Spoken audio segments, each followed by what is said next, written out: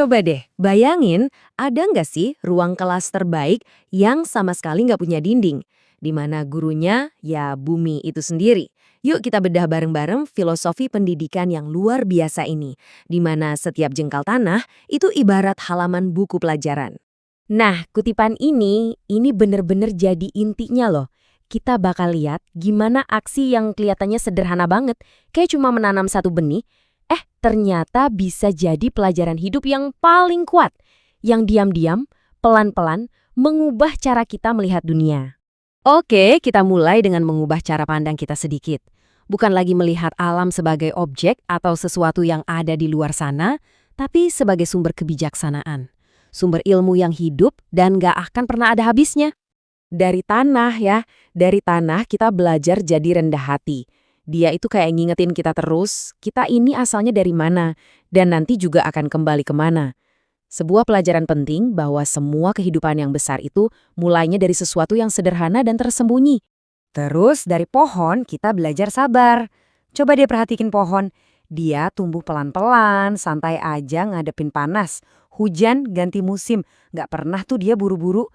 Nah, ini pelajaran yang berharga banget kan di zaman sekarang yang semuanya pengen serba instan. Kalau air gimana? Air itu selalu nemu jalannya kan?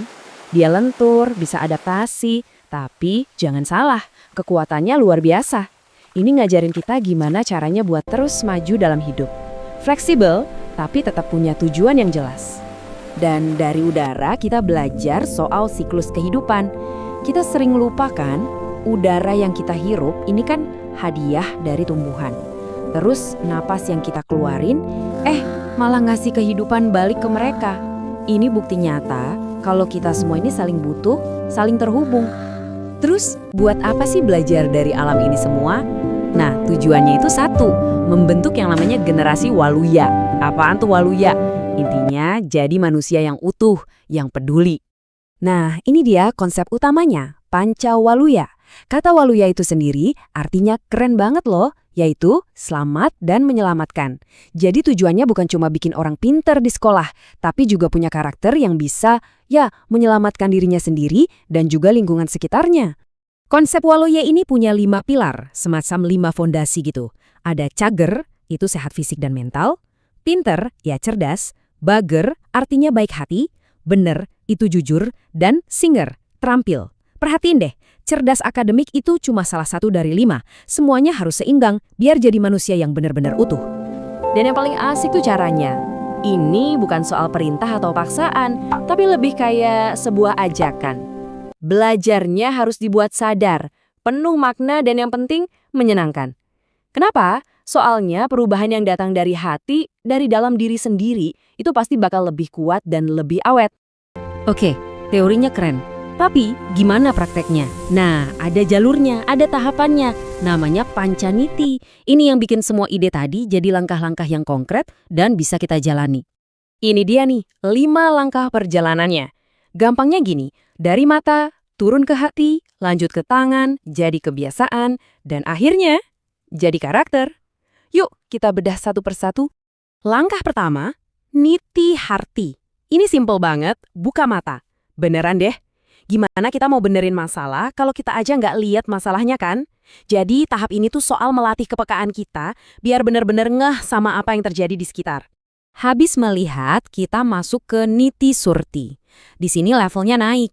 Dari yang tadinya cuma tahu, sekarang jadi merasa. Jadi bukan cuma, ada sampah. Tapi mulai mikir, loh kok sampah ini bisa ada di sini ya? Dampaknya apa nih?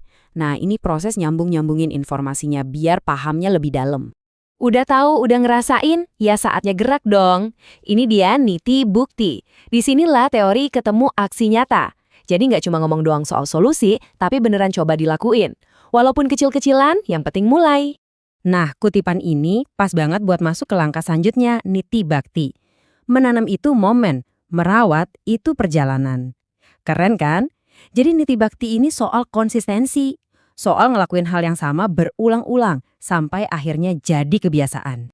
Dan puncaknya, niti sejati. Ini tahap di mana kebiasaan tadi udah meresap, udah jadi bagian dari diri kita. Peduli lingkungan itu bukan lagi tugas atau kewajiban, tapi udah otomatis aja gitu. Udah jadi jati diri. Nah, inilah tujuan akhirnya. Oke, itu kan tahapannya. Sekarang, bentuk praktiknya di lapangan kayak gimana sih?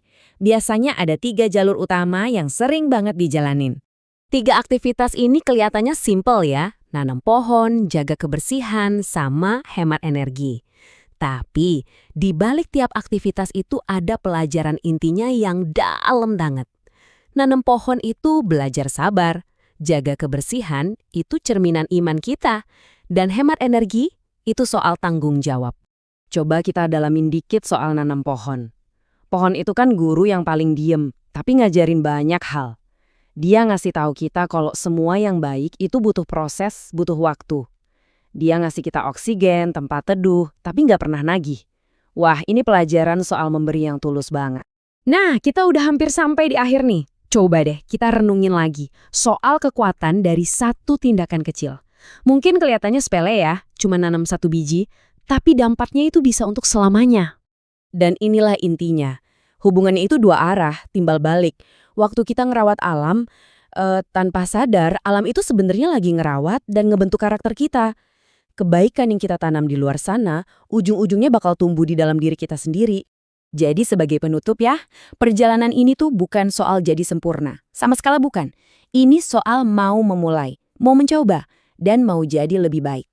Karena pada akhirnya, bumi ini nggak butuh pahlawan super kok. Dia cuma butuh kita, jadi manusia yang sedikit lebih peduli dibanding hari kemarin.